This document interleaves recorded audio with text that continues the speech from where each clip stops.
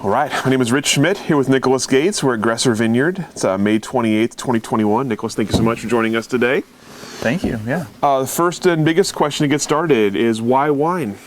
Ooh, that's definitely a good one to start on. I mean, why not really? Because that's all I've ever really done, just kind of growing up with my dad as a winemaker. I think the only other job I've ever really had was a soccer ref in high school. So not a lot of experience in other industries to go then use that experience. And and just growing up, with our father having his own place, if we wanted to see our dad a lot of the time, it meant going into the vineyard and hanging out with him or doing small little jobs with him in the winery or the wineries he was working at, tagging along. So it was really the only thing that there ever really has been. Mm-hmm. So you mentioned your dad. Tell us about his kind of career in wine and what he was working on here.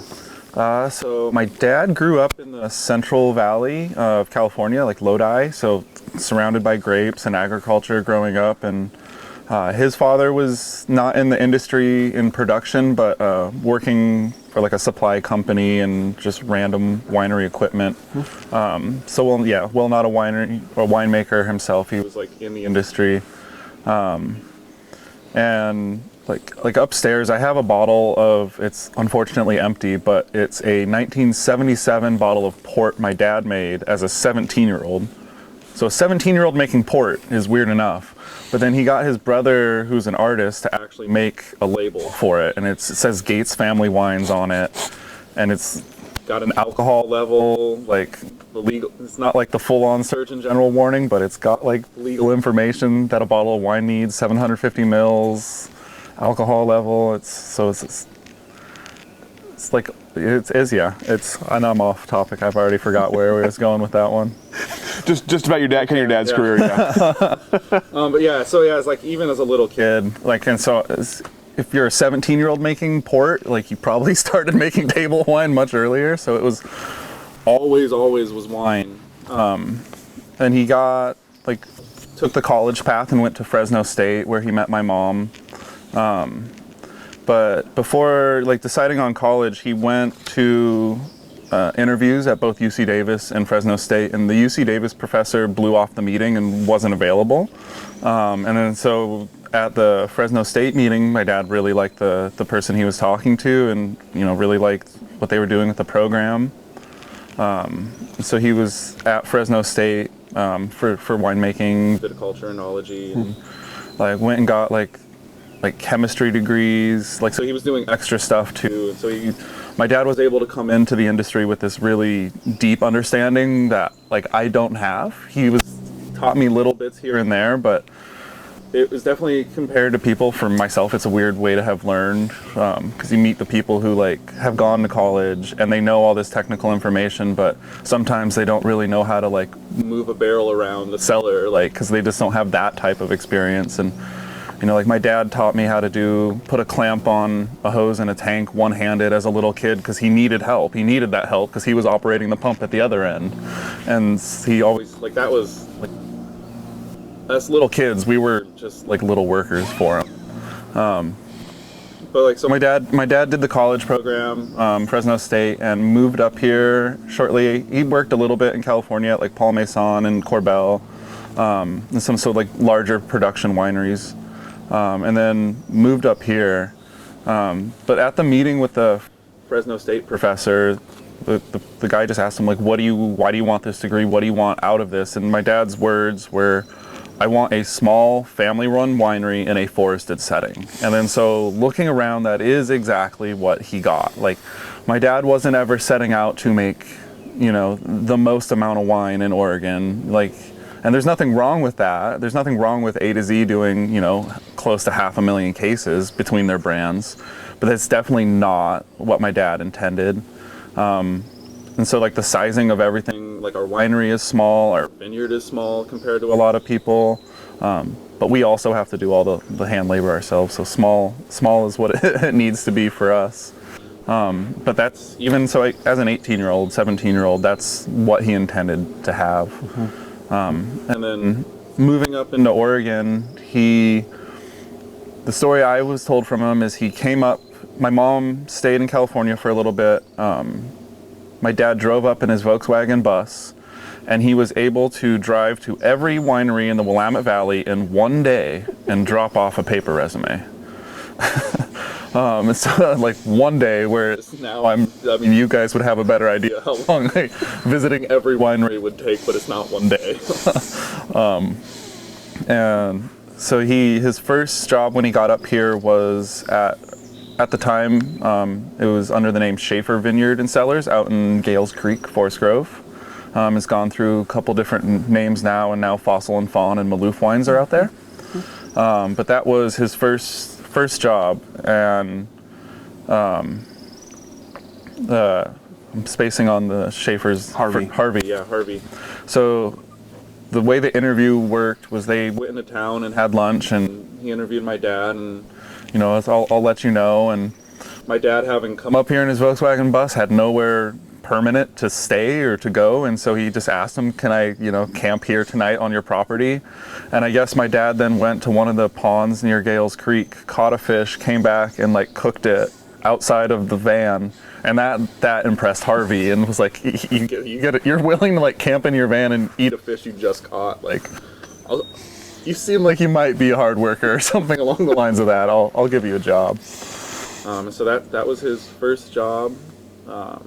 And he met Mickey Schaefer through there, and so after Harvey passed away, we eventually bought some fruit for her, made some wines for her as well, before she retired a couple years ago. So yeah, he was only at Schaefer for a handful of years, not a tremendously long time. And then I think the next place he went to was, at the time it was Veritas, now it's Chehalem, so right there as you come into Newburgh, and that kind of brings it up to around the time I was born. So he was working there for a little bit before I was born, and my mom had moved up to Oregon at this time, and they lived in that little farmhouse. So I did a little work for Stoller or at the end of a harvest one year, and it was really cool because I got to go there and kind of peek around the house, because I have all these photos in my baby book of them holding me sitting on the balcony at sunset kind of things, but having never driven up and seen the house, it was really cool to actually go back there. But from there, he worked there for a while, and then my mom was kind of just I'm over living in this 100-year-old farmhouse. It's incredibly cold. We have a baby. Something else has to happen here. And my dad at the time owned this plot of land in the Eola Amity Hills. Nothing planted on it yet, but my dad knew something was special about this plot of land.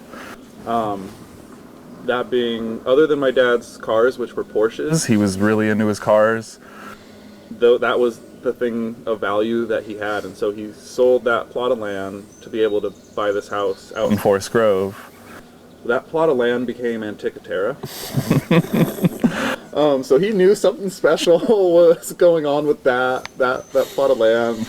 Very little topsoil. It's a lot of people wouldn't plant a lot of things there, but he knew something.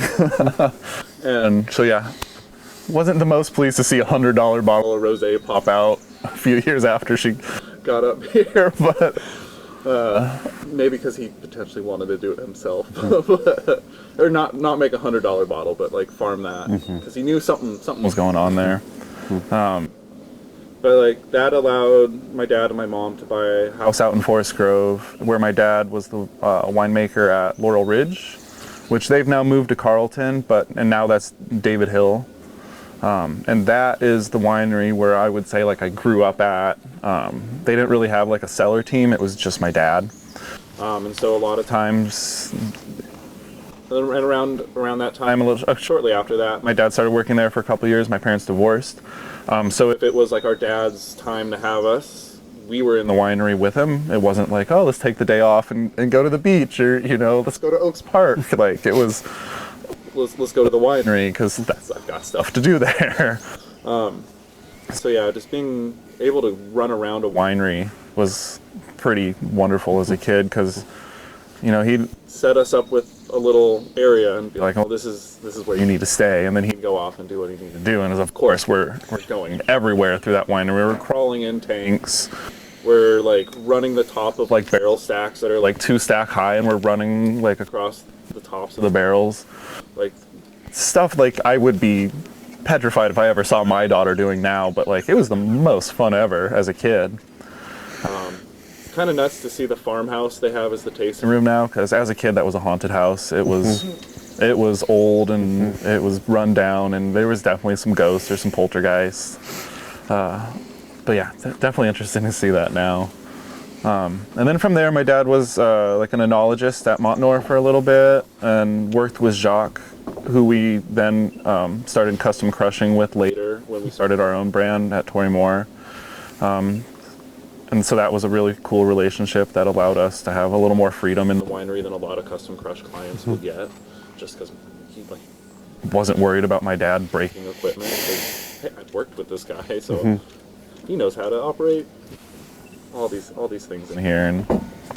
And from there, I think it was just a little bit of consulting work my dad did for like a winery out near Helvetia, and that kind of brings it to like my dad and stepmom meeting, and then purchasing this place and planted in '98. And then my dad farmed it and sold grapes for a handful of years. Like I know some of them went to like Apolloni and places like that. And then 2006 was the first like commercial, like available vintage of Gresser wines. He'd always been making like little bits, like home stash wines off of it, like saving some of the fruit that we didn't sell. But 2006, yeah, was the first year. I guess for the record, I should ask you for your dad's name on camera too. Paul Gates. Paul Gates. Paul Gates, yeah. So you mentioned you grew up around it, and you grew up in an interesting way because you said you had a father who was educated in it and had worked a lot of places, and so you're kind of gleaning information along the way. So at what point for you does it become something more than just sort of running around the winery while dad's working, and become something you're actually interested in doing yourself? It was what I don't really know. Like the way it kind of worked is like I was always involved every year in some way. Like the vineyard is up the hill from here, just like right up there. As a little kid, like I helped install the drip line, and just random little jobs. Like I can still recall the way it was. It was a Christmas tree farm when we bought it, and I still remember like the fires we had, the bonfires from burning all those trees, and like how warm that felt. And like so there's like, even as a little kid, there was always little bits of involvement, but it was never like, this is what I'm gonna do when I grow up. You know, like I want to be like dad. I want to make wine. And it's the similar thing with my daughter. It's like not really even on her radar, which I think is I don't know how planned it was by my dad, but like not forcing us to do it and letting us choose to come help him was an important thing. Because I think if the more you force your kids into stuff, they're going to be far less interested in wanting to do it. And so there was never this pressure to get involved. It was just occasional times he'd be like, hey, I need some help right now. You and your brother available? And we'd come out and stay extra time out here and just, you know, do whatever he needed. But there was one harvest, and it was I was in school at PCC for just photography. And it was just the harvest he needed help for, and then just I didn't go back to school after that. Like got fairly close to finishing, and then just kept making wine. I think that was like 2012. But yeah, starting from like after high school, like close to full-time hours out here, mostly vineyard stuff. Because still my dad was a little younger then, and the wine stuff he could still do mostly by himself. Because like, if you didn't notice as you drove up, we don't have a forklift, so like everything is done by hand. We pick into like FYBs, like the yellow bins. So like everything is hand dumped into our destemmer crusher. Our destemmer crusher is run off of, at times we can switch it over so it's powered by a bicycle, and so we don't have to hand crank it. And so yeah, there was there was never one defining moment where it was like, this is my job, and this is like one day it was like, well shit, I guess this is what I do now. Okay, cool. I get to drink a beer at lunch, not gonna complain. Like, I'll keep doing this. And then now it's how many ever years later, and it's still doing it. So, yeah. Obviously, the appeal is pretty obvious as a kid being around all the stuff. But what's the appeal to you now, or what was the appeal to you as you started working more? What about the work makes you want to do it? I mean, just being outside, just like looking around, and this is where like the vast majority of what I'm doing is vineyard work. The winery side takes up very little actual time because of our small size, but the vineyard is all year round. Almost every day is up there. Something is always needing to be done, or just general things on the property. Having a little bit of property means there's tons of stuff always to be done. But like the appeal is just being outside, and you get to, like, once you know a property, you get to notice these small little things, and it's so like over time, and as I notice them, I write down dates of like, oh, this flower, I don't even know the name of the flower, but it's this little blue flower, and so it's starting to bloom. And so how many days after that do I start seeing, like bud swell, like bud break, all these different little stages, and you can start to like have an idea of how many days you are away from these activities in the grapevine based on things that are going on all around. You just have to look a little deeper. So if you have like golf course grass in your vineyard, like you're not going to notice that. So you need weeds, you need it to look a little disheveled. You need all these different little plants because they're all operating on their own little timetable, but they all tie into each other. So just picking up on small little things like that. Like it took years, but I noticed there's behind our vineyard is like 1,500 acres of forested land. And I noticed towards the evening, a bunch of crows would always fly west into that forest. And then I started noticing like, okay, there's a timing to that. They're there about 30 minutes before it's too dark for me to work. So if you're working with pruning shears and, clipping shears, you don't really want to work when it's dark because then you could chop your finger off. So it's like, I started noticing these birds fly, and it's like, okay, now I kind of need to wrap up what I'm doing today so that I'm not finishing in the dark. And so I don't need a time, I don't need to Google what time sunset is. It's like, oh, these crows are telling me that it's almost dark. And so that's one major thing that I really enjoy, is just like being more in tune with what's going on around me. And just like, you hear birds, and like sometimes you see them fly, and you're like, okay, why do those birds fly out of that forest? Like we had a neighbor like let us know they saw a black bear nearby, and so I'm like, that's the new concern for me. Is like, are those birds flying because of a black bear? Like we've had mountain lions in the area and on the property, but like, oh, the black bear, that's a new one. Excellent. So that, I'm not trying to get too in tune with nature there, but I like the flowers, not the black bears. At least not too close. Yeah. From a distance with a fence between us. Okay. So tell me about the vineyard. You mentioned 1998 planted. What's unique about it? What's special about it? What's in there, and how is it kind of developed over time? Planted 98 and to RG rootstock, and that's one thing I found that's kind of typical of late 90s vineyard plantings, is a lot of people liked RG. I'm finding less people like it now. And so that would be like something that if I was planting it brand new today, it's something I would change, and it's all on RG. I'd have far more diversity within my rootstock. And then so in the vineyard on that rootstock, we have Dijon 113, 115. So I'm super familiar with those two grapes, and then having worked in some other wineries and other vineyards, and it's less people get really excited about Pommard and Vadensville and Trip 7, and it's like, well, I've grown them, but I don't know the winemaking side of those. So we also have a small amount of UCD 29, which is like a cool little, like, there's not a lot of it left. It was one of these plantings that came up like early on. Like I'm fairly certain they've ripped it out recently to replant. But Adelsheim's Bryan Creek and Quarter Mile Vineyard, which were right above J. Christopher, had some of it. And it came from a UC Davis nursery. And it was originally brought into California like after the gold rush, because you have all these people in California and the gold rush is like dying out. What do you got? How do you put all these people to work so that you just don't have this massive like unemployed population? And one of the, like for that area above like the Sierra Nevada foothills, is they planted all sorts of crops just to see what can grow here, what could be successful. And one of the clones they had in the vineyard was this UCD 29.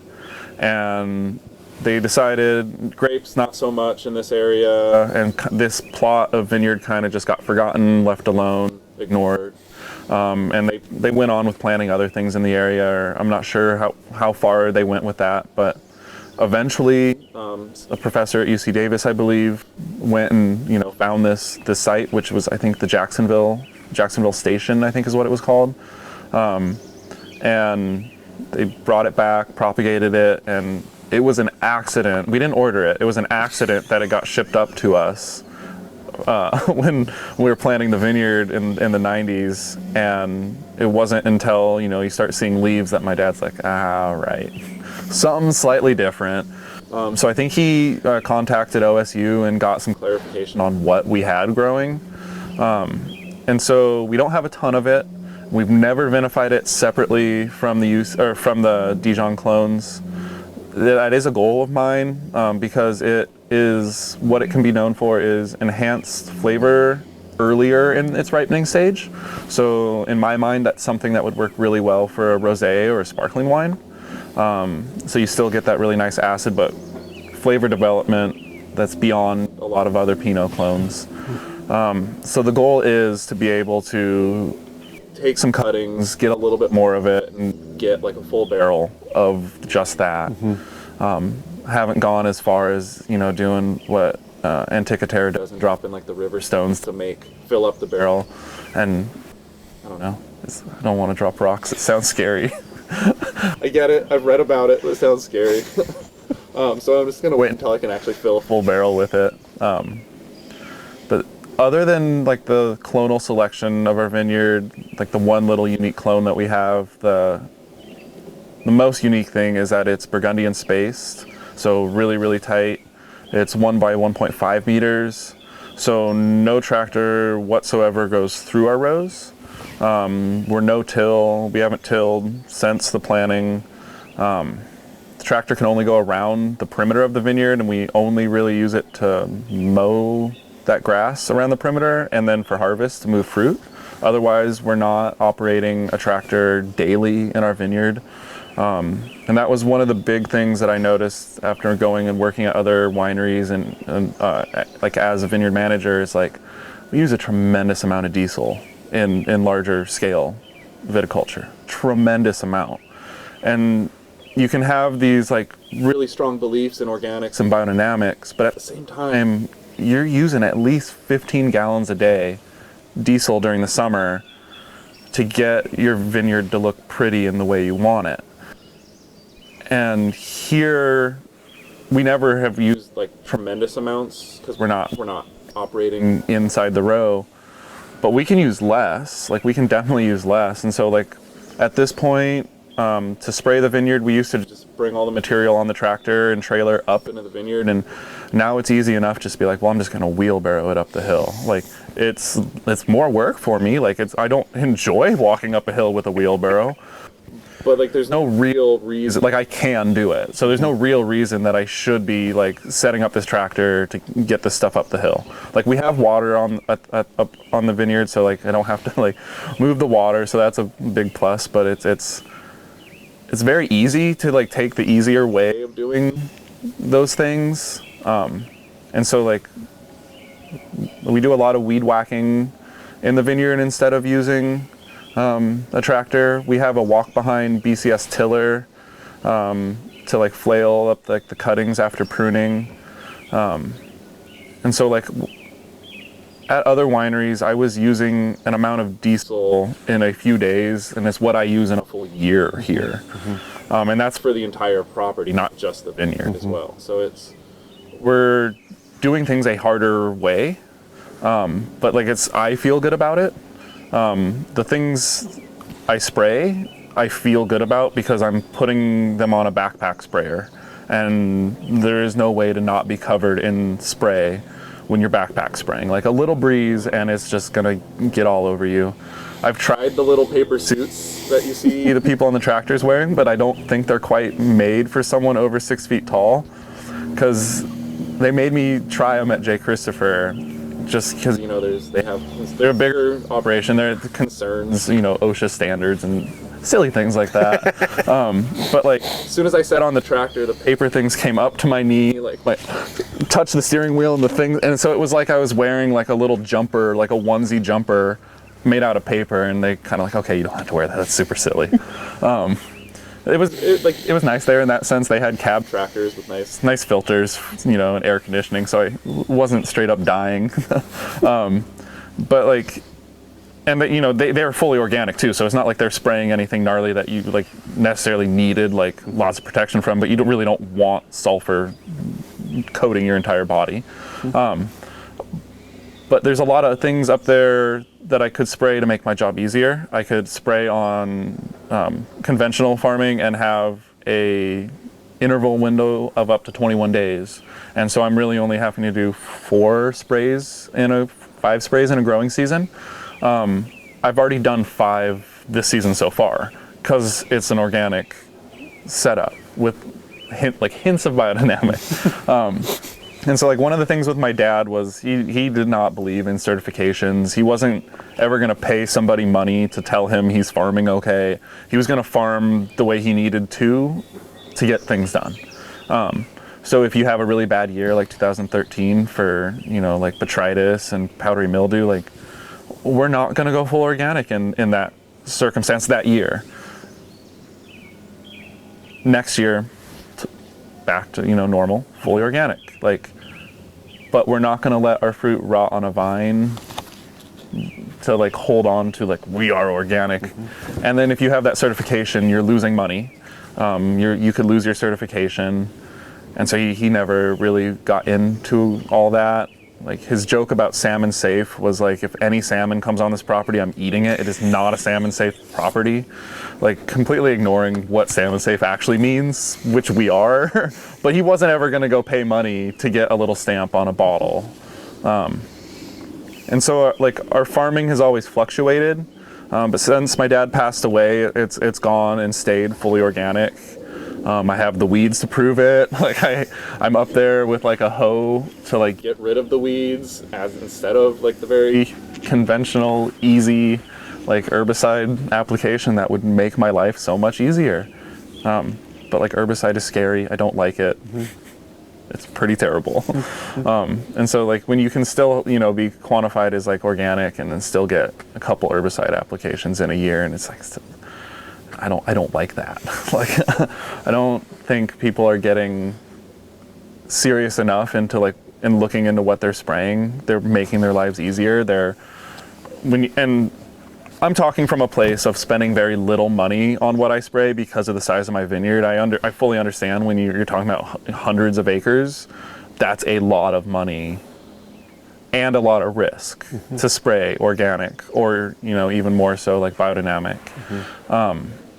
And so I get that, like I can sit on a high horse talking about it, because it's far easier for me to do all those things. Like I can hand hoe the sections of the vineyard that get overgrown with weeds because I know where those sections are. I know how much there is.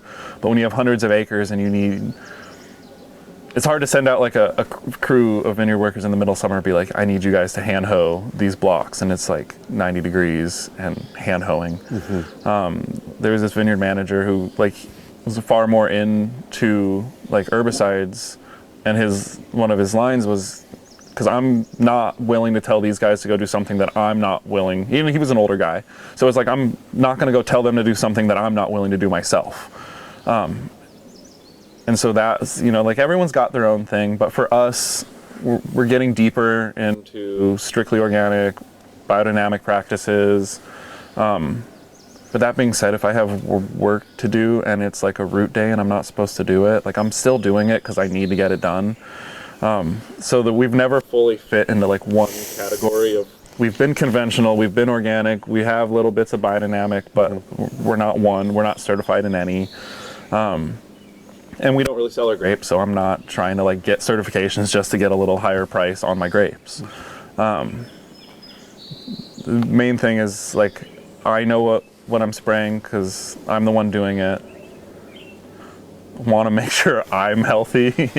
And so that like this all ties into like the regenerative farming, where it's like the pruning cuttings are, you know, helping getting in the soil. Like walking around the right time of year, it's like you can't help but walk on mushrooms. They're absolutely everywhere, and it's because we don't till, so we've never broken up the connections in the soil.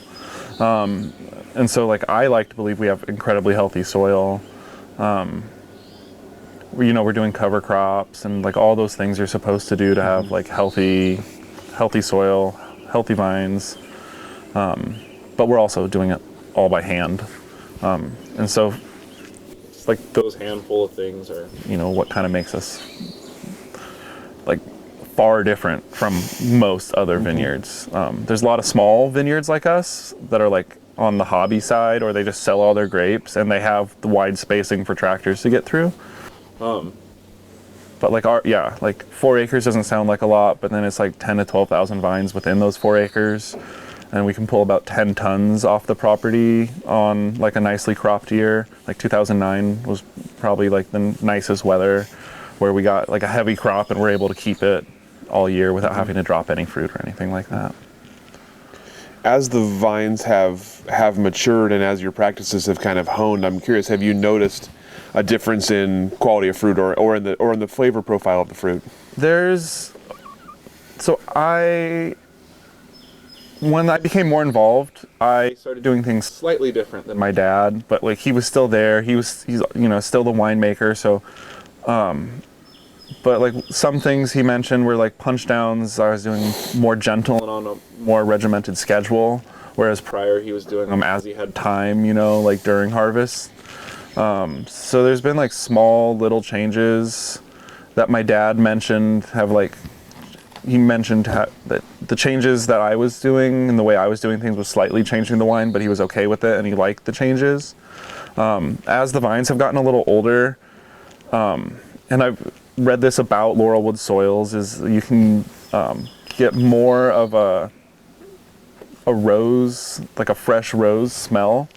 And like our 2015, for example, like there was a moment when it was in barrel, and like there's like a handful of times in my life where I've had like a full like just you get snapped into a moment you had prior in your life, and it just smelling this one barrel sample took me back to like this house that was right next to my grandpa's house, and like no one really lived in the house. It was like a second house for the guy.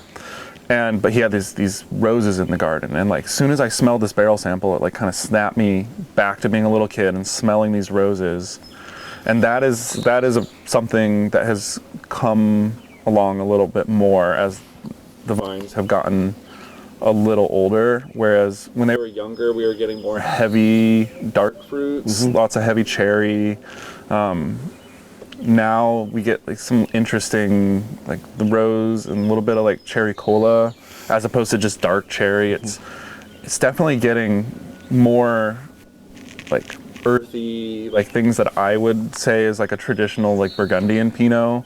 It's getting closer to that. It's still very much Oregon and it's very much different from Burgundy, but it's some of the characteristics are getting more earthy, forest floor kind of things are getting closer. Yeah. So I want to come back to kind of the Gresser thing in a second. I'm curious, you mentioned other places you worked. So outside of this, take me through kind of your progression through Oregon wine and some of the roles and places you've had and how that sort of contributed to what you're doing here. So it's not like having been able to work here and always like fall back on this as a place. Like I haven't worked a tremendous amount. Like I have some friends and it's like every couple of years they're getting a new job, and so they have this like big resume, you know, harvest overseas and things like that. For me, it was all the way up until about 2015. I was here, and then I went to J. Christopher for quite a while. And when I got there, I worked under their vineyard manager at the time. And then they let him go and I kind of took over that job. But we got to work with Jessica Cortell as like a vineyard consultant, and providing the hand labor side of everything. And so I was there for, close to 4.5 years doing everything vineyard. The first year got more exposure to their other vineyards that they farmed, like Medici, which is super interesting. I would never want to own it. The trellis is falling apart, but like wonderful site, like really, really old vines. And they're kind of along the lines of Schaefer. They don't get the same credit that a lot of other vineyards get for being early planters of Pinot in Oregon. And you have some really old Chardonnay, Pinot, Riesling being grown at Medici. Farming nightmare, but wonderful site. And then they have another vineyard in the Dundee Hills, and I'm not sure if they're still farming it, but Baptista Marsh. I heard they're making their own wines from the site now, so I don't know if J. Christopher still gets any of that, but those were the 3 vineyards that J. Christopher had the farming contracts on. They buy fruit from a handful of other places. But Baptista allowed me to then be right next to the Red Barn, because that's a lot of times where I'd have to go unload the truck. The truck at J. Christopher was a 2-wheel drive, so it's exactly what you want to tow a tractor around up steep gravel hills. Also what you want to tow lots of fruit on at harvest time is going down gravel hills, locking up all your tires and skidding. It's wonderful fun. But it got me into the Dundee Hills, where growing up, it was always the north part of the valley. It was like we're in this little bubble of Forest Grove kind of area. So like trips into like McMinnville, Newburgh were like a treat. Like we get to go to Davidson's and like, get some cool equipment and things like that. But then just at J. Christopher for a while, always in vineyard, and then did a little bit of work for Stoller, very, very little. Did a little bit of work for a vineyard management company, and wasn't super excited. Just like I liked the work and I liked the job, but I just didn't like visiting 6 to 10 vineyards per day. Like the little things that I mentioned that I like about this place, like I mentioned, you learn when the birds fly and use that as a clock. You learn when certain flowers are going to bloom and use that as a baseline for when you're going to have bud break. And you don't get that when you're visiting. And they're beautiful vineyards that I got to visit and work in, but there was no connection to them other than it being a pretty place. And so that was a bummer. And at the same time, when I left J. Christopher in like 2019, I had tore my ACL just prior to leaving there. And so then I got surgery, and I found that sitting on a tractor for 10 hours a day was not something that I could comfortably do anymore. So just like not being super into I was into the work, but not super into it. And then like my knee hurting every day, it was like pretty easy to be like, yeah, I'm gonna go work a harvest somewhere else and then just get back in with my family place.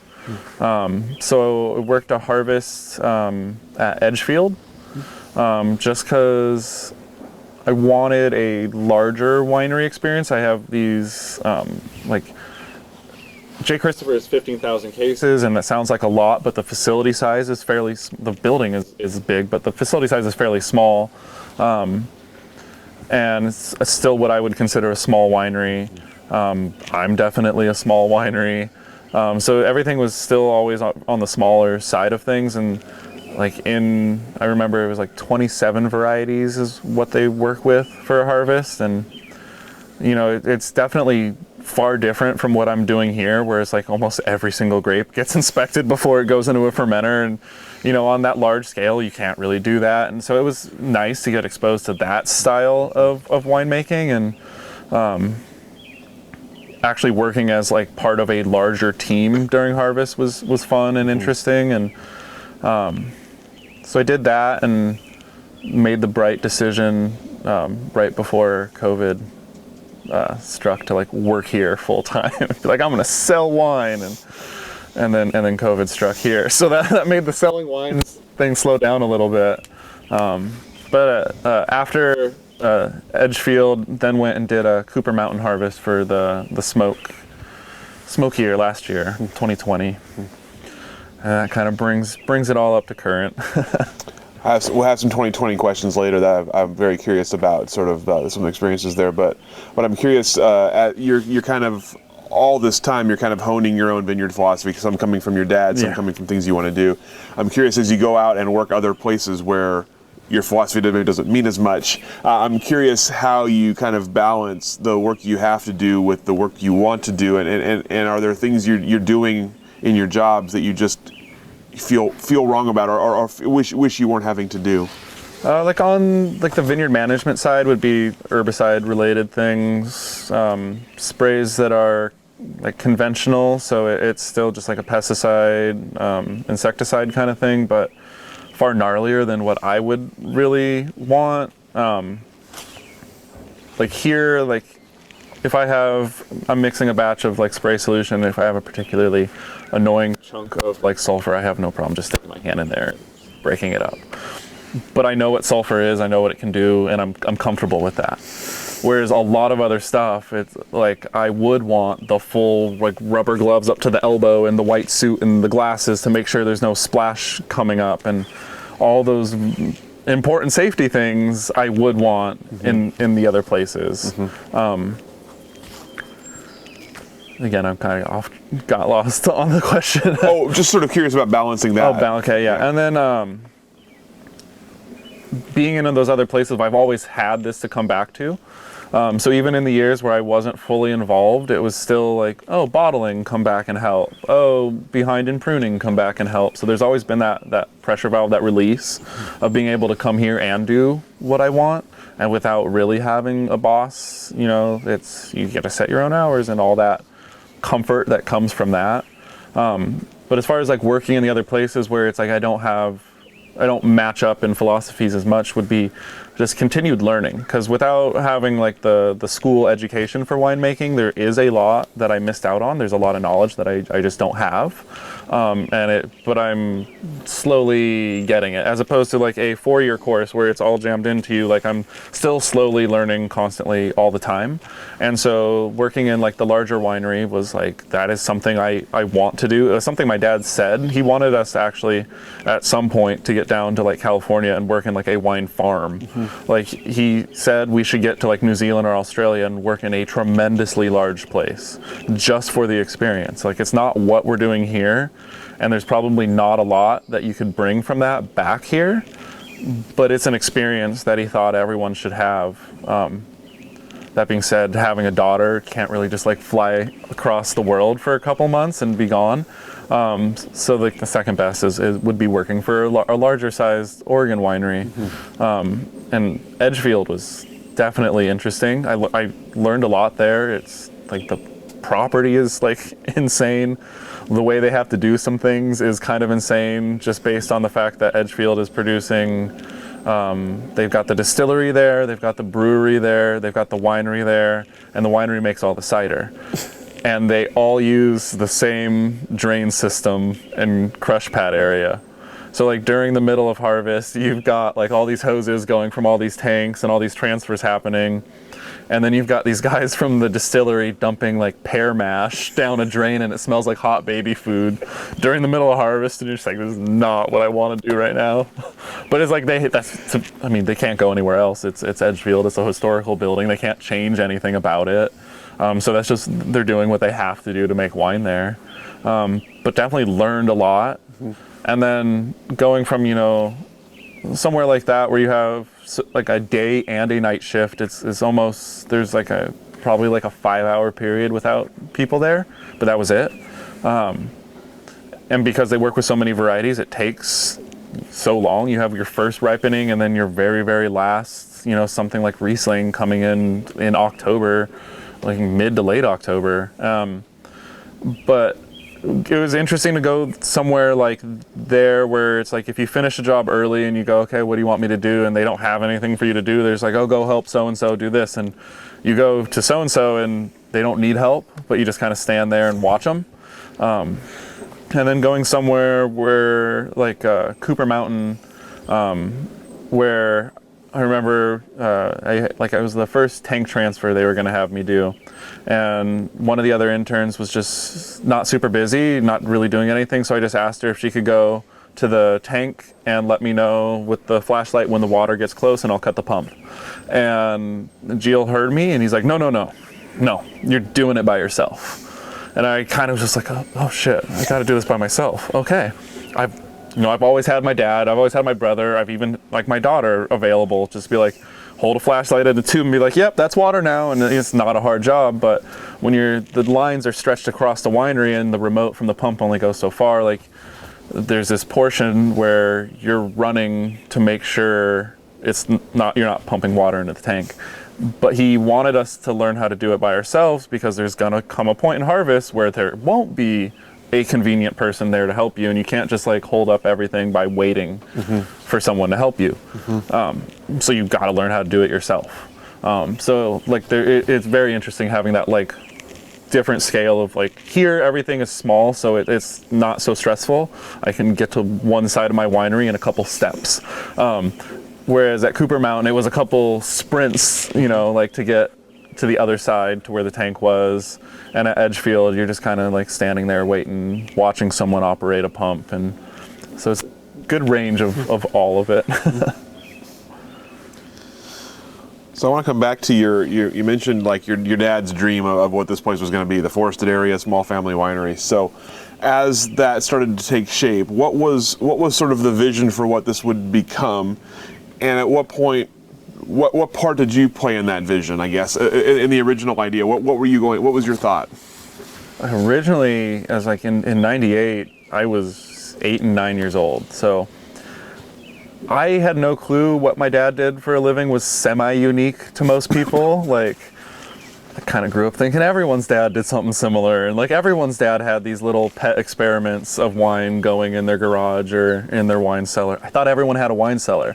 Like, we have a part of underneath this house, there is a underground wine cellar that we have that can fit a handful, like a couple hundred cases. And I thought everyone had one of those. It wasn't kind of until high school that I learned it was a little more unique. Like, there's still a couple hundred, like hundreds of wineries, but it's still fairly unique to have. Like I haven't met anyone else who has like a dad or mom as a winemaker.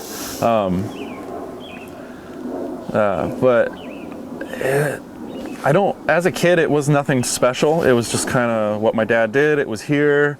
If middle of summer when your dad is the only one, like, because there's a small handful of times where we've had to hire labor for things like pruning where we just weren't going to finish in time. Everything is, for the vast majority, been family members, or I was able to get my best friend a job here for a while when he got out of school. My cousin has worked here for a while, like 2009. And we still refer to it as grape wars, because you have your brother and your cousin and a heavy crop. So there's nothing wrong with snipping off a cluster and being like, hey, Sam, and just throwing a cluster at your brother. And so I still have these white t-shirts with like these weird triangle like stains on them, and it's because a cluster just like smashing into them. Vineyard paintball. Yeah, oh yeah, that was a fun year. And so like it's like 2009 was Vineyard Wars, like that was Grape Wars. That was how it's referred to between the three of us. But it's always been just family members, close friends who have been able to work here. But like I said, as a kid, I didn't really know what he was doing was special, was anything unique. But as I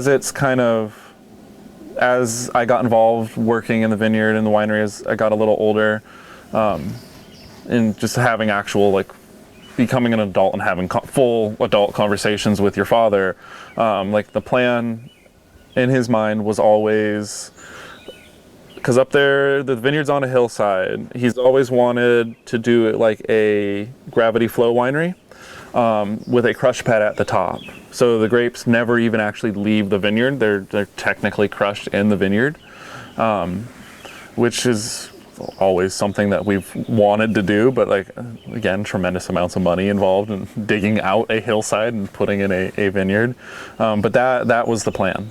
And it's still kind of something that I hold to as like the end goal, when I can kind of finally like sit there a little relaxed and be like, okay, it's done, is when we have that larger facility on the property. And I still want it in the hill. My dad just hyped us up on having wine caves, and so and then working at J. Christopher, it's hard to get wine caves out of your head as a possibility, and it's definitely want some wine caves. But like I said, my dad didn't want it to be a tourist vineyard. He made it very clear to people. We've only really ever opened the property up Memorial Day, Labor Day, Thanksgiving kind of tasting holidays. We're always like, if someone reaches out, like Facebook or something like that, and so I'd really love to come out for a tasting, we're glad to do it, but we don't really bring people out a whole lot. Whereas, like a winery in town is like the whole goal is just like bring people in, get them exposed to the wine, let them taste it, have this like very, very nice tasting room that you spent millions of dollars on. But that's not what we're doing here. And I think it's like the movie Bottle Shock, and it's like the scene where Alan Rickman is like tasting with these like hillbilly farmer guys, and the guy like scoots him this little bowl of salsa that he made, and he wants him to like eat a chip with this homemade, like that's what we're doing here, which is like Napa in the 70s is like what we're doing here in 2021. When I have a younger brother and then another brother and a younger sister. And so like my younger sister used to make hummus for tasting weekends, and we used to make gazpacho and like serve it to, like, it wasn't like cheese and crackers. It was like what we were going to eat for lunch ourselves was like what we had for tasting. So it's far different than what a lot of people are out there doing. And so like the big tasting room was never really a plan. Like in my head, I kind of kick around, and me and my brother talk about ideas of doing like some kind of cool modern looking like shipping container building and making that a tasting room, but still not like a massive thing that you can fit like 50 people in. Like we like the idea of just a few people.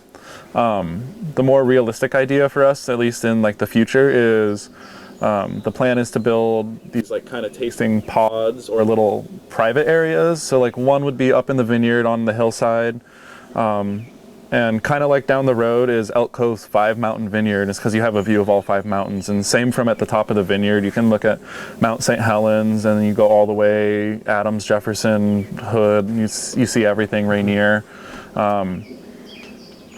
And so it's like something up there, like flat platform, kind of a deck. So like only really nice weather days would it be something someone would be interested in.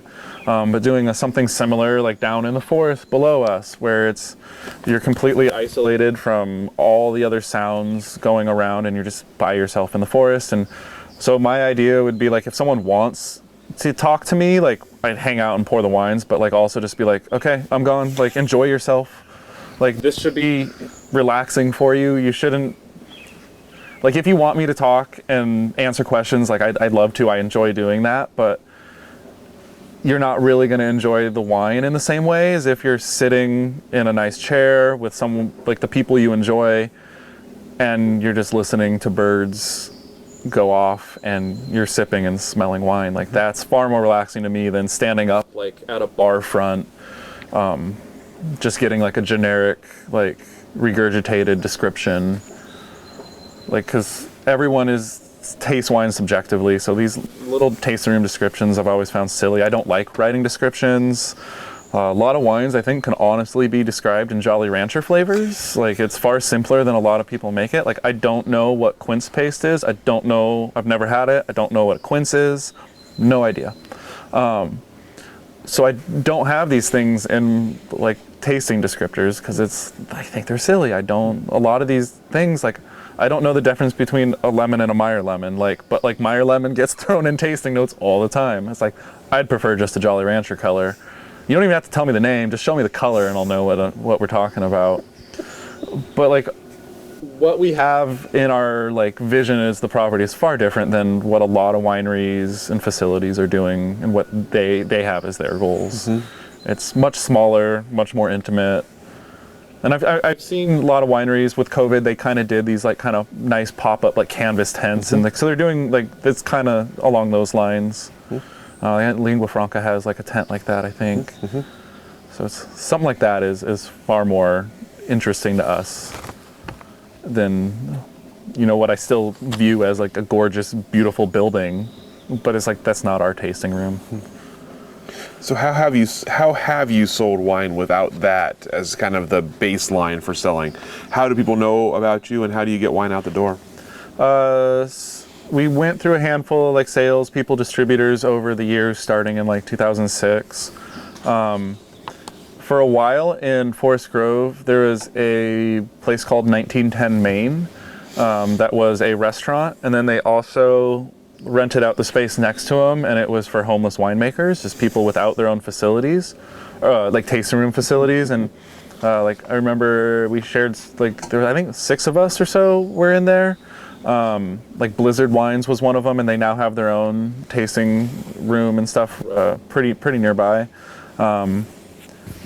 But that was a lot of good exposure for us. And my dad was the main thing. So he liked telling stories. Sometimes whether they were true or not, didn't matter to him. If the person seemed to enjoy the story, he could alter it to make it more enjoyable for him. Might not have a whole lot of like, a little bit of truth to it. But like just the winemaker being the one talking to people, that has been the big thing. People very much seem to respond and enjoy having the winemaker. And then for us specifically, you know, we're not snooty rich people. Like we're a little more approachable than, and there's nothing wrong with snooty rich people, but like I maybe one day would like to be a snooty rich person, but like for us, like that's not how we've done things. And so we're more approachable, and you know, like if the situation ever showed itself, like we could just sit there and drink a beer with the person that we're talking to instead of like talking about this wine that we made and trying to get money out of them. It's just like more about having an enjoyable conversation and time with someone. I'm gonna put on your future goals note here that you want to be a snooty rich person someday. One day. It's very exciting. One day. So, tell me about the place the business was. You mentioned you lost your dad a few years ago. Tell me about where the business was when that happened, and what you felt at that point your role needed to be, and how things changed for you at that point. So at the time my dad passed away, my brother was already living on the property, and I was at J. Christopher, so the vast majority of my time was not spent here. It was at a job that paid me very well. And so my brother was doing the vast majority of the vineyard work, and then the winery side of stuff. And then prior to my dad passing away, he had already like slowly stepped back, and I mean, he's our dad, and we live in the same house with him, so, but like more of a consultant, where it's like, hey dad, this is where these numbers are at, this is what I think I should do next. And you know, he'd either be like, yeah, cool, or just be like, I don't know, maybe think about that a little harder, like, might be messing up. And again, I'm sorry, I'm spaced on the actual first question. just like kind of what happened when your dad passed away, and what sort of your role was and your kind of plan. Okay, so yeah, my brother being the one living here, working here, he took over more of that main role. His wife at the time, I don't know if he was married, girlfriend at the time, but his then wife, and they're now divorced. But the two of them kind of were just they were gonna do Gresser, like it was gonna be their thing, which I was okay with. Like again, the same way it always was with my dad. When help was needed, like I was available. I did spend time out here with things like bottling, but it was gonna be their kind of path forward. And they made the decision to no longer use our distributor sales group, and they were gonna kind of change things into like a farmer's market as a way to sell wine. And after seeing, like, I never really agreed with that, and me and my brother's ex-wife never really agreed with each other, and it was very easy for me to just be like, I'm gonna go do my thing over at J. Christopher. I like my job. I get off on time. Get to take my daughter to soccer practice. All enjoyable things. I'm cool. You guys do Gresser. As opposed to just like being angry at my brother all the time because I don't agree with the things they're doing. And then that, unfortunately, like, is a year prior to COVID they made that decision, and then you get to COVID and, oh yeah, no more farmers markets. You don't have the same ability to sell wine that you do or did. But in that sense, we're very, very lucky in the sense that the property's been paid off for years. I don't pay rent to anyone to make wine here. Like, it's our own house. The vineyard pays for itself by, you know, what we can sell. Like, so there is no main urgency like, oh, I have to make this much money, or I'm not going to have a space to make wine anymore. Like, I've got the stock of like empty glass that I can rely on. So like, if I ever just like, oh no, I can't afford glass right now, it's like, okay, I got like 1,000 cases in that room. I'm cool. But like, it did lead us up into like, I mean, I would prefer to have stuck with the sales people and like have that way of selling wine. That way I can actually stay in the vineyard and not really have to go and make sales calls myself. And so just because we don't have that pressure that a lot of places have to make money in that sense, it was an easy decision just to like relax and be mellow through this, focus on vineyard health, focus on all that work, because this year it is just me, so it is a tremendous amount of work. Oh, bumblebee. It was an easy decision to just be like, I'm not gonna go full force trying to be like, expand the business, get bigger. It's you know, like, sometimes in the vineyard you see a vine and it's not the healthiest vine, and it's easy to decide with that vine to just not ask so much of it that year and just give it a growth year. Like, you know, it's like a rebuilding year for a sports team. Like, yay, we're not winning the championship this year. Don't really even expect the playoffs. It's a rebuilding year, and it's kind of, that's where we're at. I'm put really no pressure on myself. Like, I pay my bills, so I'm happy. You know, I'm not trying to buy a second car. I'm not trying to buy a vacation home. Like, it's super simple, super easy to just, for me, to make the decision to relax, focus on the vineyard health, and kind of just move forward from there. And then in the future, it will be looking for a distributor to, and one thing my dad never really did was get into different states. We were always really mostly North Valley, which where our sales were, because a lot of times he was the one going in to, like, actually, we like to do the tastings ourselves instead of hiring just a random person to go pour at a grocery store. It was my dad there, and that's where a lot of people were like, holy crap, the winemaker's in this grocery store pouring for me. And so we have a good handful of people who like want our wines, and they like what we're doing. They've come out on those rare occasions that we're open. They've actually seen it and agreed with it, as opposed to seeing it and been like, oh, you're not a tourist place. Like, you know, where's your visitor center? Like, you know, like, love what Stolar's doing, but we don't have an interactive visitor center, you know, as part of like our setup. And so getting back into, like, as COVID kind of relaxes and you can actually go into places and make that face-to-face conversation with the wine buyers, that's what we'll be doing. Whereas like now it's, I see people sending in little sample bottles, and it's like, they won't know anything about me based off the sample bottle. If we weren't big into, we were never huge into, like, you know, the small wine shops in Portland, which, you know, like on social media are like the driving things about cool wines these days. And it's all stuff that we're going to get back into and move forward. But it was an easy decision to just be like, yeah, no pressure this year. We've talked a lot about you work in the vineyard here and elsewhere. I'm curious about the other part of things in the winemaking. So, tell me about the wines you make here, and about what you sort of hope for them to be. What do you hope someone gets out of a bottle of your wine? So like one of the main things that, and it's something that I'm 100% in keeping, and it seems fairly uncommon, but it's my dad was not super happy with the $90 bottle of rosé that was produced off a piece of land he used to own. Wine should not be that expensive. There are not a lot of reasons why wine should be $100 a bottle. Our wines, the most we've ever charged is $32 for a bottle of wine, and that was a sparkling wine. So there was actually like hand labor put into justifying a slightly higher price for us. Most of our wines are around $20 to $25 because that is accessible to a lot of people. I myself don't even buy $100 bottles of wine. I think the most I've ever spent is like 70. So like, I would feel silly pricing bottles really high, and like my dad he wanted our wines to be accessible. They shouldn't be expensive, and that's something we can keep doing.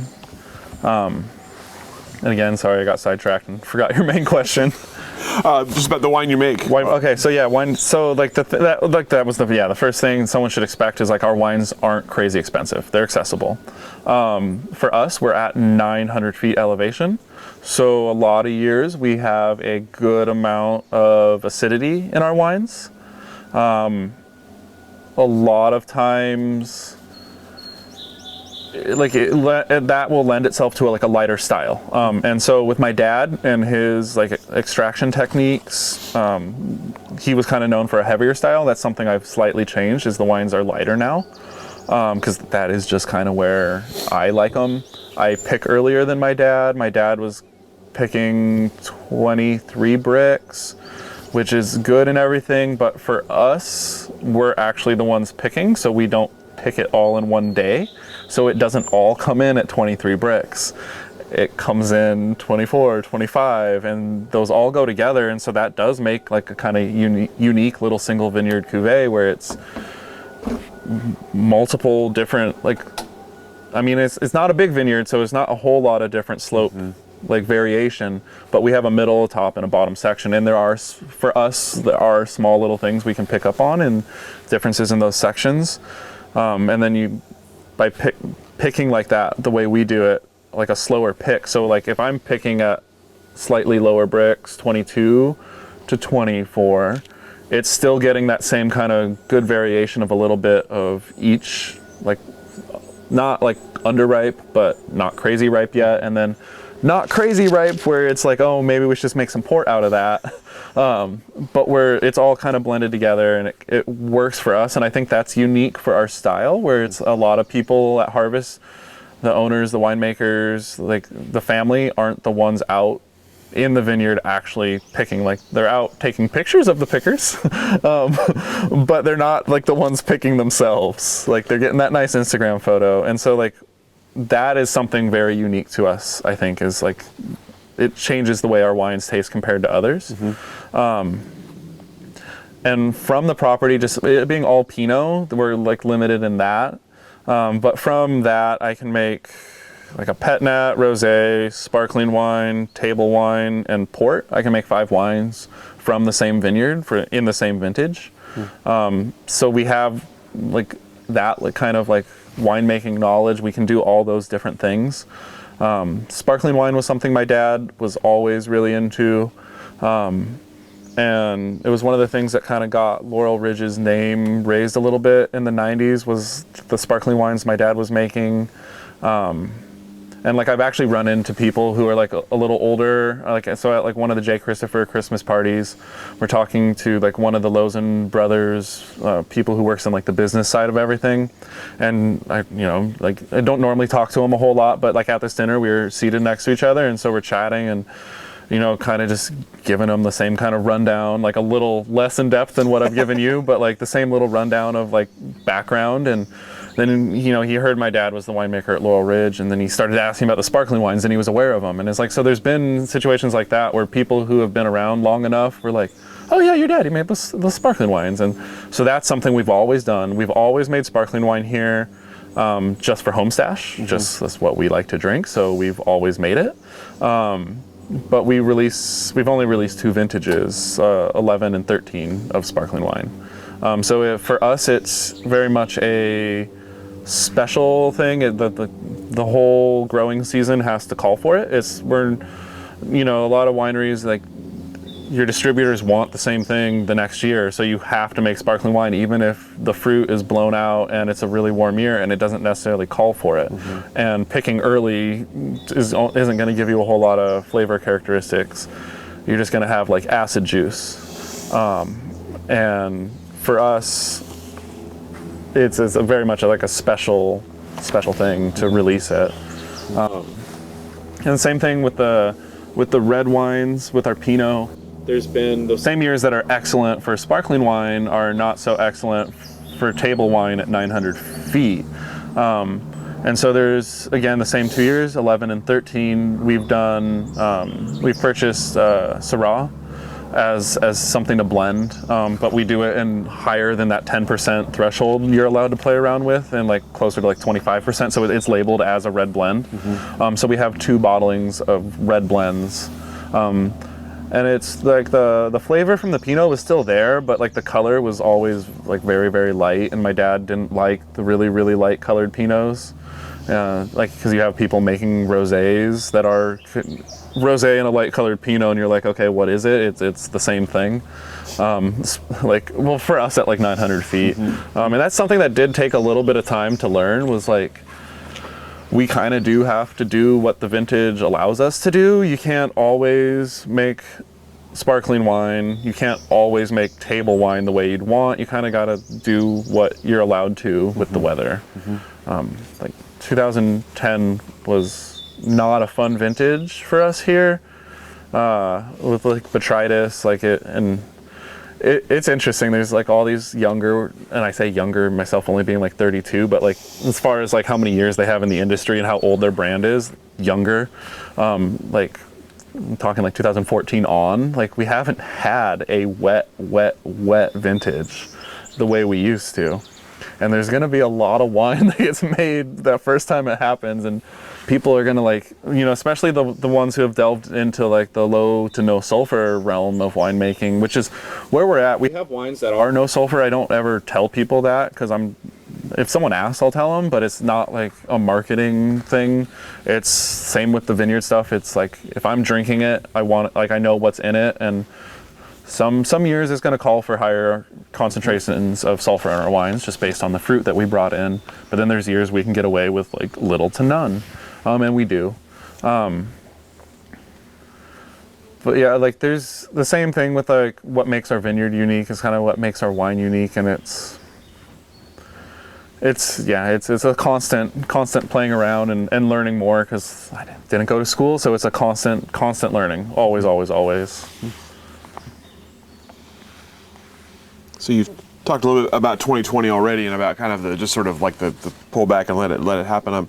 I'm curious, as COVID hit, the kind of initial reaction and the initial kind of how did it alter what you were doing, if at all, in sort of the wine and vine world, and how long did it take you to kind of figure out what your plan was going to be for 2020?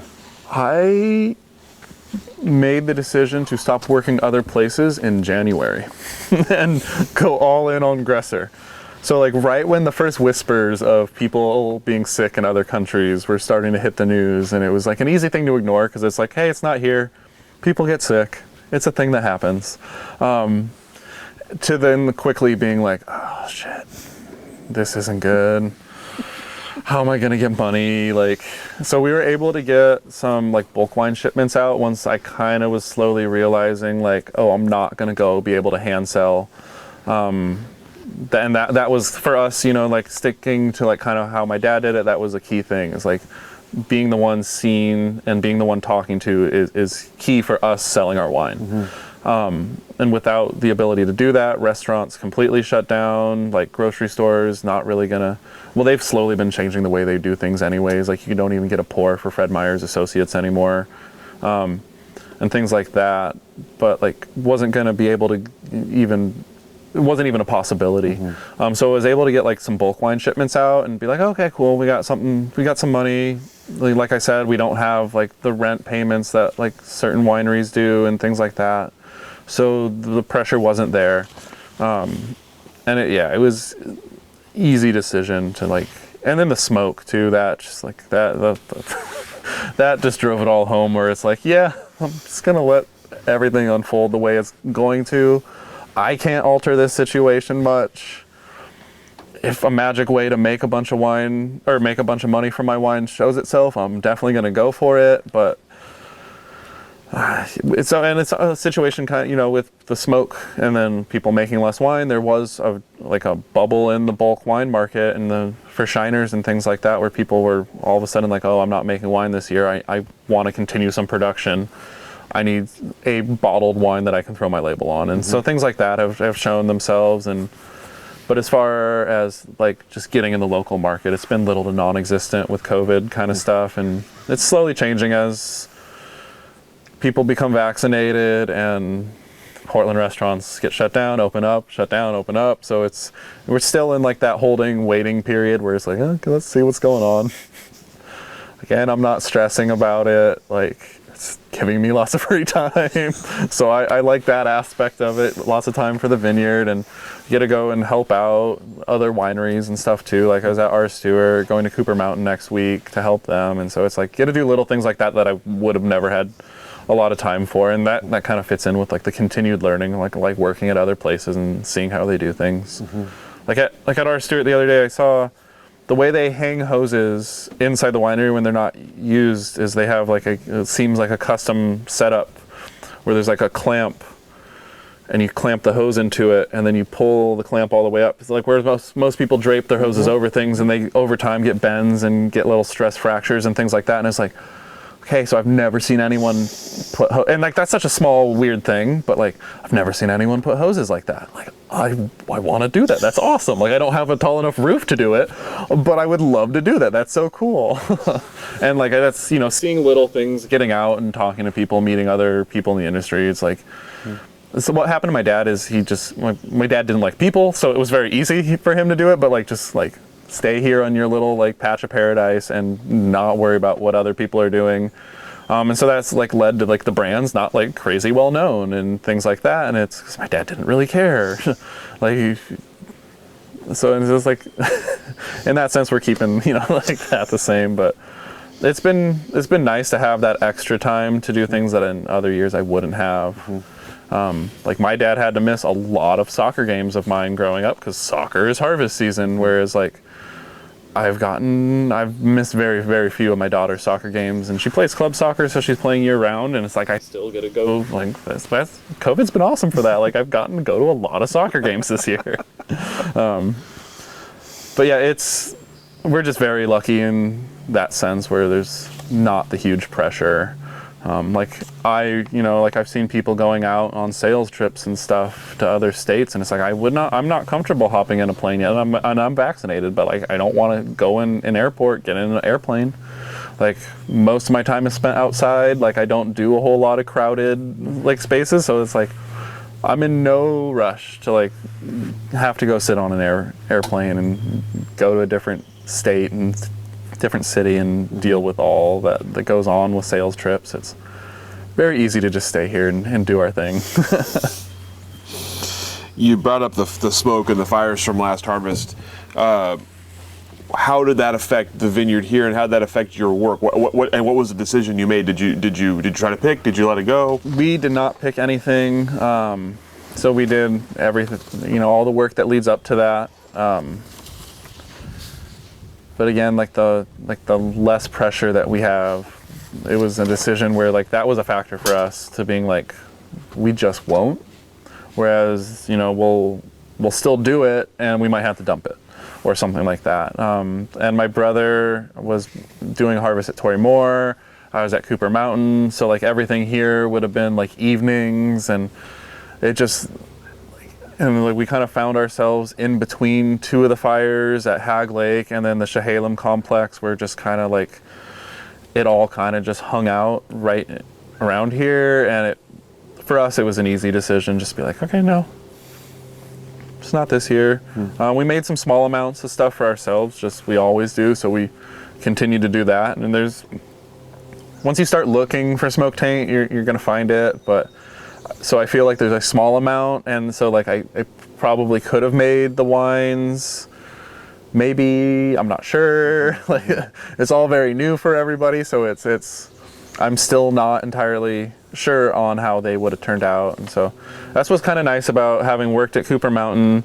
And Gilles is just super knowledgeable. He's got like a heavy background in science, so he has a far better understanding of what's actually happening to the grape when it is getting permeated with the smoke taint, and far better understanding of how to move forward if you do, what to do, what not to do. And it was very nice to be able to work for him. Because I saw a lot of people treating their Pinot as they always would have, so just like really hard press cycles the way they always would, extracting the same amount of juice as they always would, because they have these quotas to hit. You have to have so much wine to like get to your markets so everyone's happy.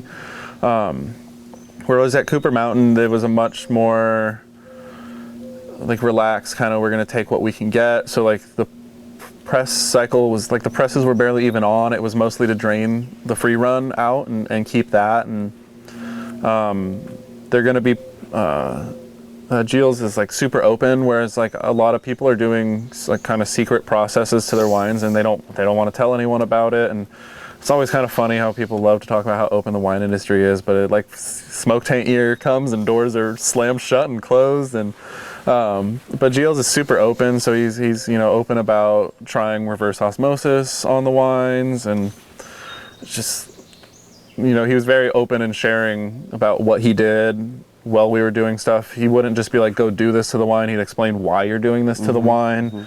Like if I saw some things other winemakers were doing, I could ask him questions like, why aren't you? What is your opinion on that? And he'd have answers for why he thought that was not a valid, it wasn't going to do anything to save the wine.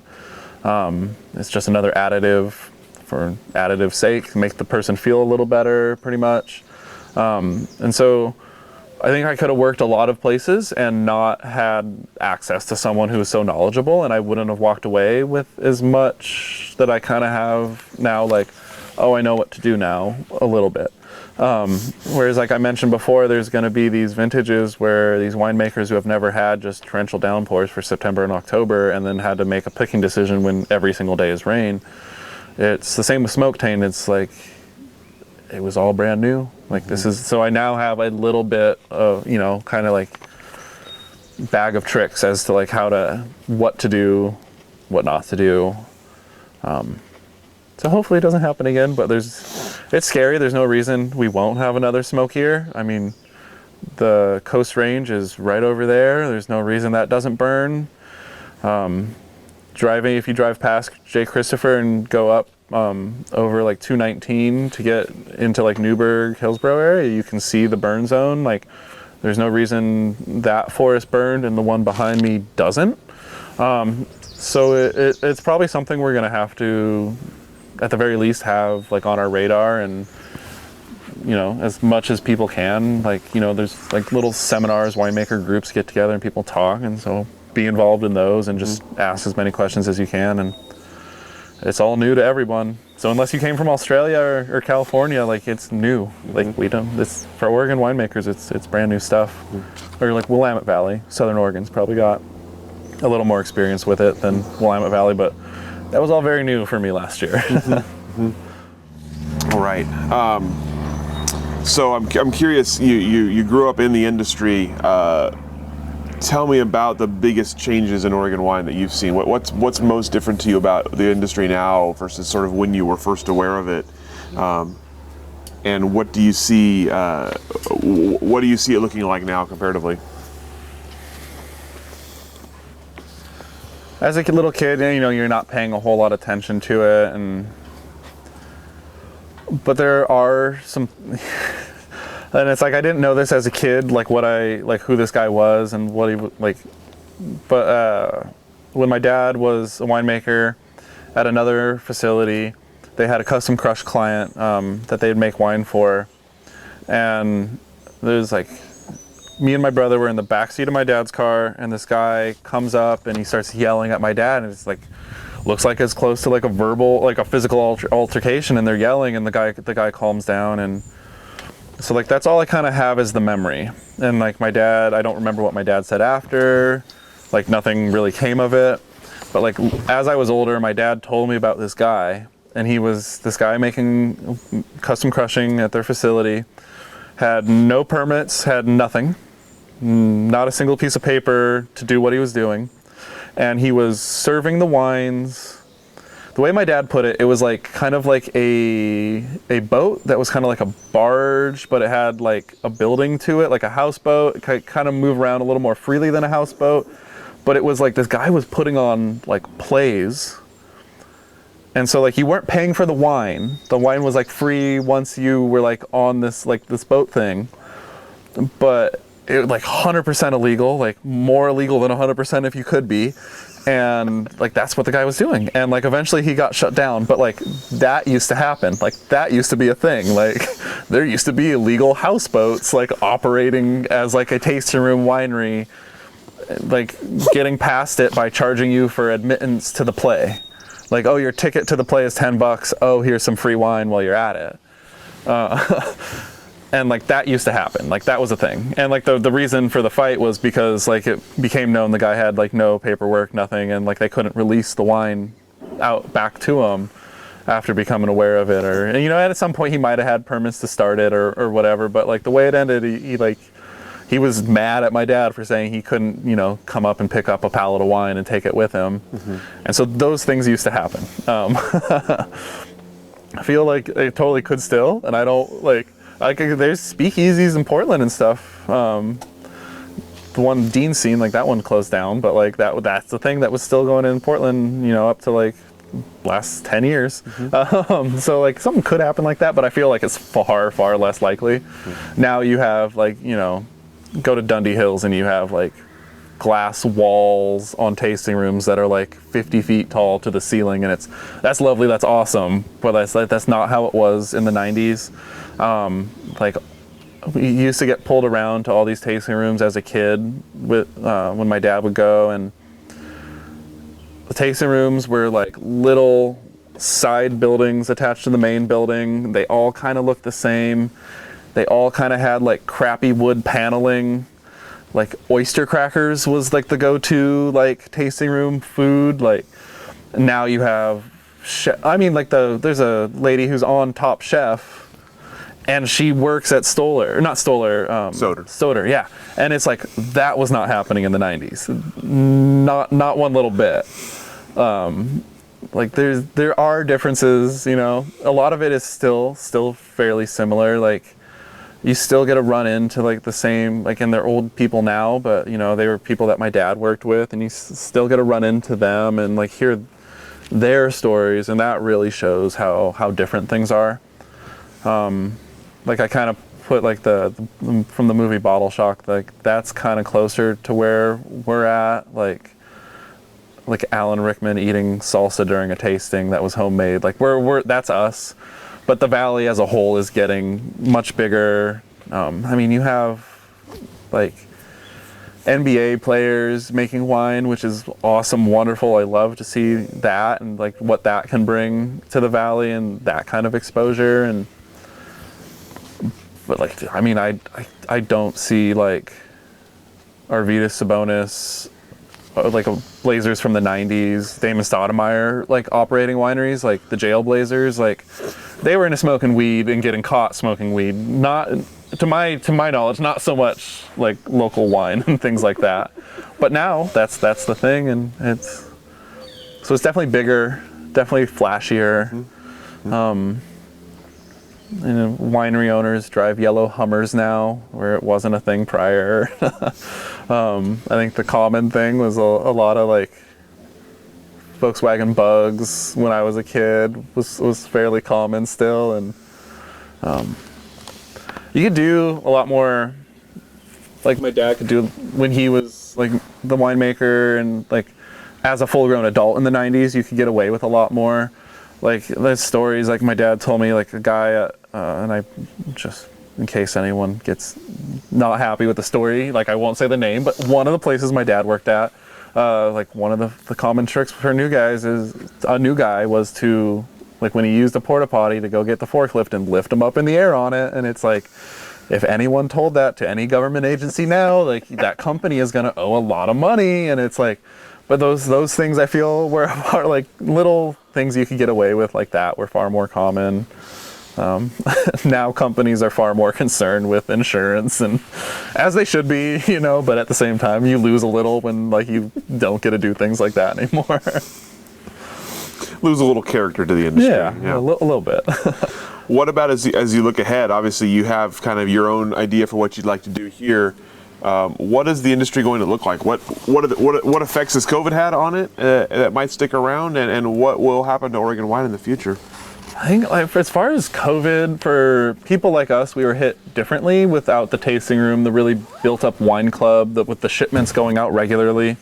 Talking to people that I know, like the winery that I used to work at, their tasting room manager says there's, like the last time I asked him this question, is their sales were up from that same time previous year, because they've got that infrastructure of regular shipments across the country to their distributors. They've got the wine club and those kind of things, where we still have our small, like it's not like a wine club, we have our like core group of people who are interested in our wines, and that's super helpful, but it's not like the established shipping across the country kind of thing. So like the wineries of those sizes are, I think, probably perfectly fine.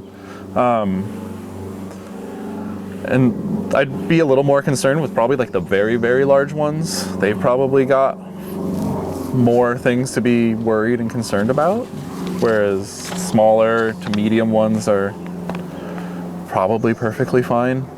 I see like in the future just like a good continued difference between the different sizes. Like you still have our operation size and how we do things here, but you have more of those just like beautiful buildings. Like a tasting room, like I just said, used to be crappy wood paneling, and like it itself was not a interesting place to be, like inside the tasting room. Whereas now it's like the tasting rooms are old farmhouses that have been renovated. There's some money that these places have, so they can just do a full like historical building renovation. I mean, what Flaneur has done with the granary in Carlton, like that is the coolest thing ever. Like I would love to see much more of that, but you can only do that with tons of money, and you can only do that if the industry grows and attracts the people with that type of money. But we're still Oregon, we're not Napa, we're not California, and so I think that is a main thing. Like we're inching closer, but I think no matter what, we're always going to be different from that. It's interesting seeing how things develop and how things change, just having been around as a little kid and been around it. Like people talk about how, you know, when you meet new people in the industry, it's like, oh, how many harvests have you worked? And people, oh, I did this many in New Zealand. And that's, how many do you have? And like my joke is like 32. 32 years old, so like one for each year, because like I've been in a winery every single year for every like harvest time. There hasn't been a year where I haven't been in a winery. Like as an infant, like 6 months old, I'm not making wine, I'm not doing anything, but like my dad had me in one of those baby backpacks, and I was in there, right there the whole time. And so like I've had enough time to see those differences and those changes, and I feel like if you're newer, like 5-10 years to the industry, like it's still noticeable changes, but you know, not so much. But like really over like the last 30 years, it's kind of tremendously different. You might get 90 vintages, the same state. Ooh. The goal is to one day have like, and I won't get to see it, or hopefully I would get to see it, but like one of those Century Farm signs you see driving in the country, and it's like 18 so-and-so, and it's like, okay, that'd be nice. I want a Century, I want that sign. Or maybe I'll just go steal the sign, but like I want the Century Farm in the family, that'd be cool. You could ask for like a half-century farm, yeah, or quarter century. They gotta make signs like that. I like my Chehalem sign, the wine grower association we have out, but like A nice Century Farm sign would be nice. So you talked a bit about the future plans for here. I'm curious, as you look ahead for yourself, obviously this is something that's going to be part of you. What else are you looking ahead to, both sort of in wine and outside of wine? Inside wine is just would be developing this kind of in line with what my father wanted, doing things different, like expanding into different states and distributing. And my dad did not like airplanes, or so actually going on sales trips to different places. Like I think the farthest my dad's range was like Eugene, Bend, and Vancouver. Like those are places he'd go for sales things, but anything past that he had no interest in going. And so like making changes like that, to help grow the business and be able to afford the things that he had in mind, like the Gravity Flow Winery and the hillside. And as far as myself, it's like, so as a kid, like I saw that kind of aspect of my dad. Like I'd go to Disneyland with like on my mom's side, and like my dad never did anything like that. Like a vacation for us was to the coast, and it's like spend a couple days at like a nice place on the coast. Like I'm definitely falling in that. Like I have my daughter, and she's about to be 14, but her mom is the one who goes on the vacations, and it's like I'm the one who takes her to the coast, and it's so I have fallen in, I won't say a trap, but like I'm doing the same thing that my dad was doing that I used to look at being like, I don't understand that. That's so odd. Like, why don't you want to go on an airplane and go on vacation? And it's like, now I really don't see a whole lot of interest in it. Like there's nice places outside of Oregon, but I feel uncomfortable when I leave like this little boundary of the Willamette Valley. Like you drive south enough and you're like, the trees don't look right. There's different trees. You drive up into Washington, you're like, these trees are different too. Like, I don't like this. Like, I very much like my little pocket of Oregon and continue to stay here. I know lots of people in the industry have ideas about moving to different places and working in different places. And it's like, I kind of like it here. So like the plan is just to continue moving forward with Gresser, get it to the point like that my dad shared it with us, and get it to a point that if my daughter was interested, it would be like an easy transition, as opposed to kind of like my dad passed away unexpectedly. So it wasn't like it was like, this is how he wanted to pass it over to us. Like he would have wanted it to be much smoother, and no one could have seen COVID kind of stuff coming. And so, but like get everything to a place where if my daughter is interested, it's a much easier transition. She's got the help she needs, like as far as like potential staff. So if she doesn't want to be like, and there's like the term backbreaking labor, and that's exactly what it is, because the vines are like Burgundian space, so they're grown in that style too. They're like a foot off the ground, most of them. So it's like it's constant bending over, and it does hurt your back. Like there's a part of the year during pruning where I don't even make my bed, just because it hurts to bend over and make my bed and get into the far corner. And it's like, I don't care, so I'm not going to do it. It hurts. So like if she wants to avoid that, and I can like set it up so that she can avoid it, that's what I want to do.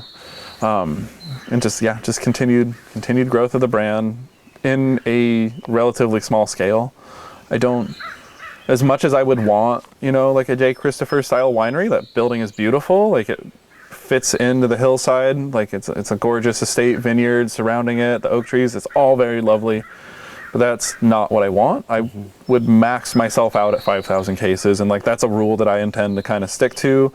Like, and that means keeping things small. You can't really do that when you have a cellar staff of multiple people. So you still have to be able to do things yourself. And so just, set up so that we can continue to grow in that very small, reasonable scale for us. You're very, very old 32.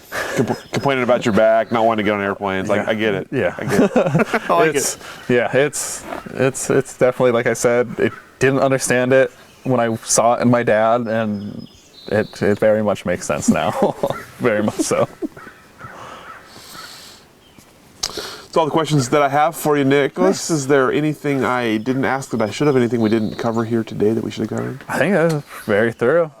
Well, thank you so much for your time, for inviting us up to the space and telling us your story, and we'll go ahead and let you off the hook. Awesome.